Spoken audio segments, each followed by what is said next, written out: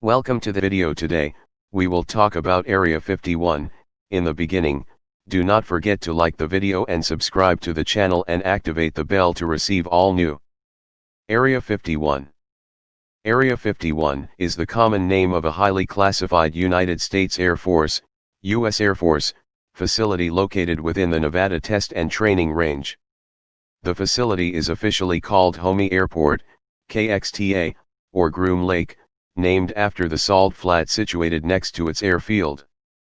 Details of the facility's operations are not publicly known, but the U.S. Air Force says that it is an open training range one and it most likely supports the development and testing of experimental aircraft and weapons systems. The U.S. Air Force acquired the site in 1955, primarily for flight testing the Lockheed U-2 aircraft.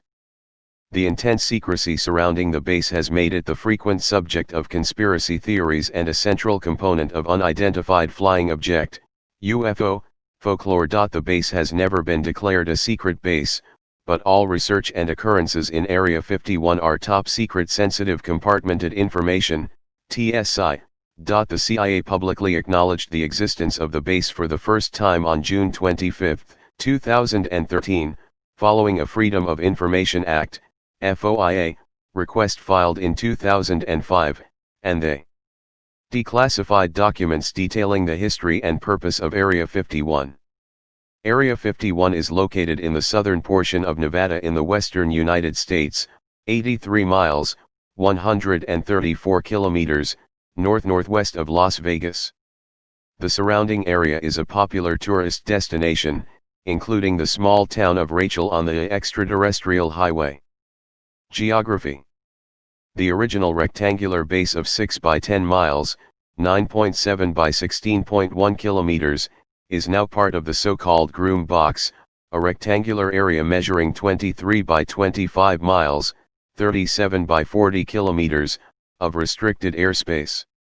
The area is connected to the internal Nevada Test Site, NTS, road network, with paved roads leading south to Mercury and west to Yucca Flat. Leading northeast from the lake, the wide and well-maintained Groom Lake Road runs through a pass in the jumbled hills. The road formerly led to mines in the Groom Basin, but has been improved since their closure. Its winding course runs past a security checkpoint, but the restricted area around the base extends farther east. After leaving the restricted area, Groom Lake Road descends eastward to the floor of the Tacaba Valley, passing the dirt road entrances to several small ranches, before converging with State Route 375, the extraterrestrial highway south of Rachel. Area 51 shares a border with the Yucca Flat region of the Nevada Test Site, the location of 739 of the 928 nuclear tests conducted by the United States Department of Energy at NTS.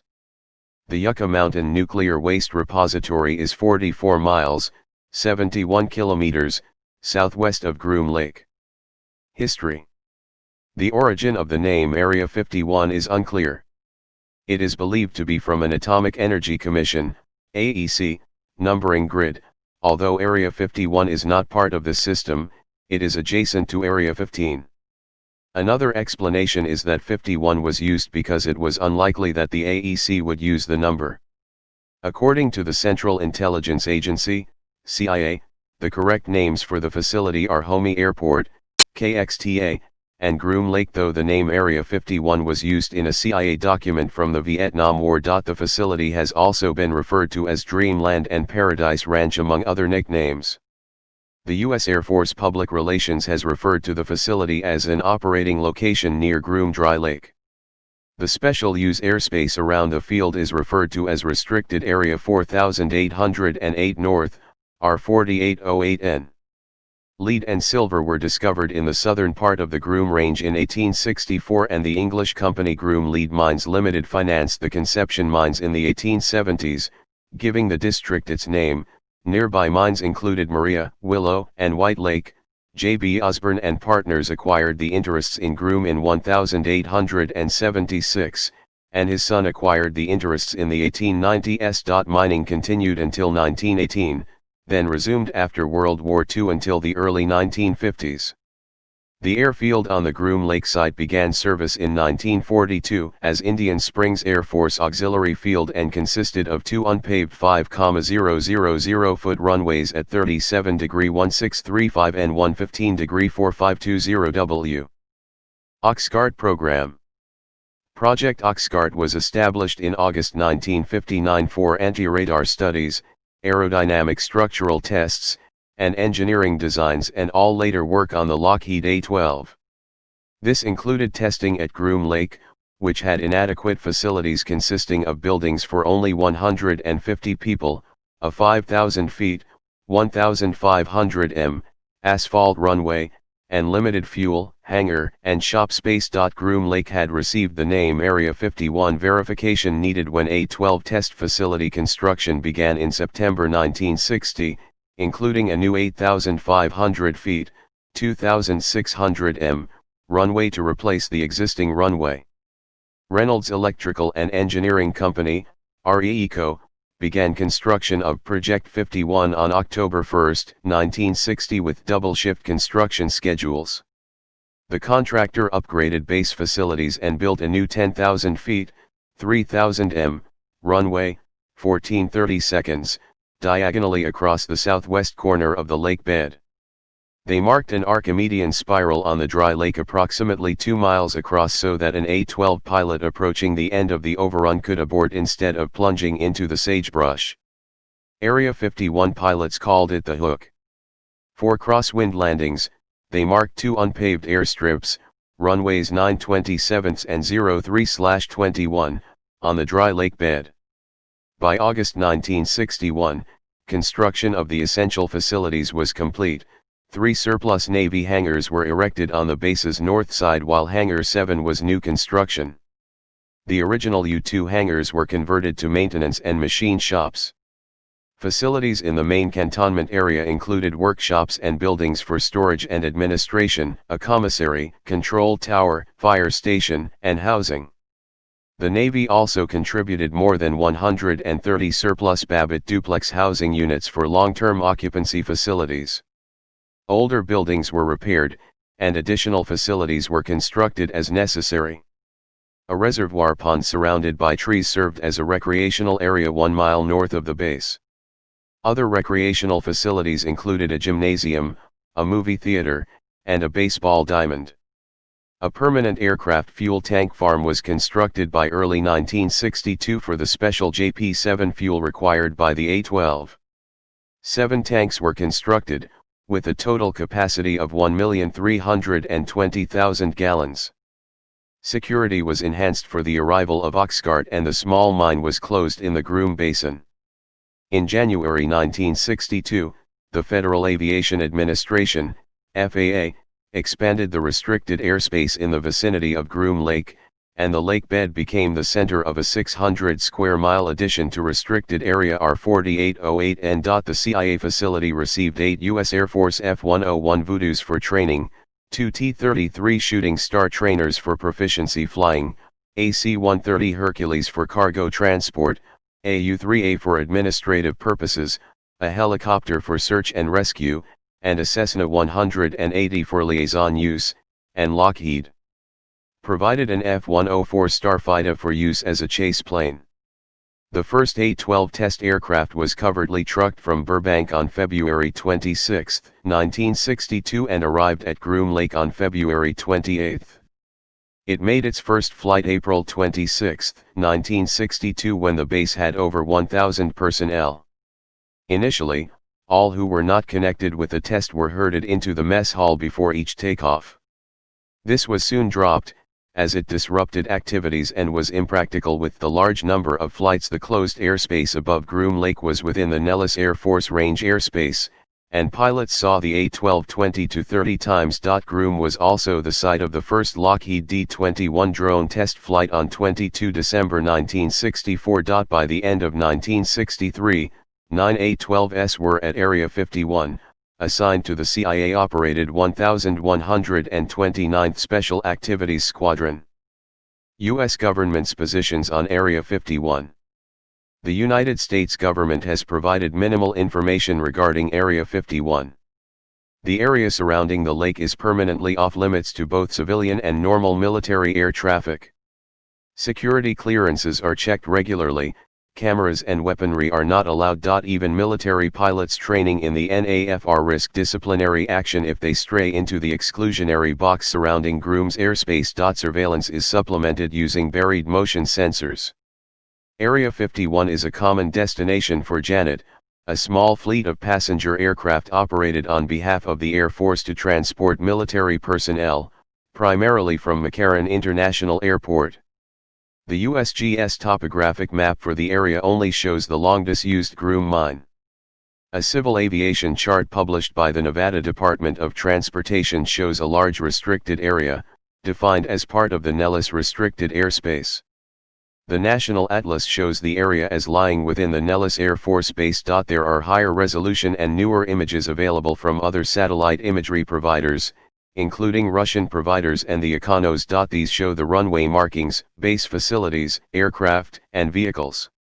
On June 25, 2013, the CIA released an official history of the U-2 and Oxguard projects, which acknowledged the existence of Area 51 in response to a Freedom of Information Act request submitted in 2005 by Jeffrey T. Rich Elson of George Washington University's National Security Archive.